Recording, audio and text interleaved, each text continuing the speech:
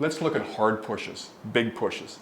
They have all the problems of the other ones, but they're even more dangerous. There's a bunch of space between you, so you're probably not going to be able to make contact with his arms or do any kind of fancy defenses before he's on top of you. Now, when you do this slow, like a lot of other self-defense techniques, it looks like there's all this time and room to move around. However, in a real-world environment, anything outside of your vision, it's probably not a good idea to move into. So a lot of people, when they see these, they think, well, I'm going to move around, I'm going to do this, I'm going to do that. Well, it's not impossible. It's a lot more difficult than you realize, because as soon as there's something out of your vision, you don't know what's there. Is there a table behind me? Is there a person there? Is there a curb over here? So anything that makes me move into an area that I can't see is problematic from the beginning. And you have to think about it. The one space that you're guaranteed to have to operate in is the space between you. Seems obvious, doesn't it? Because the attacker, in order to attack you, has to have a clear space.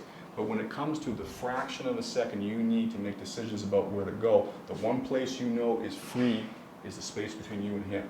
So that's one of the basic jiu-jitsu concepts about shutting down attacks and smothering them, is to be able to get in on the guy before he's able to make complete use of that space. The big push winds up, he may bend his legs, hits you hard, and if he gets you square, there's a good chance you're going to be knocked over or at least down.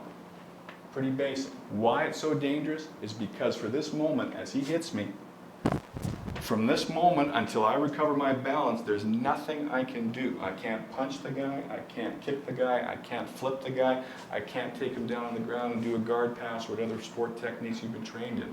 I'm destabilized, so I have to prevent that.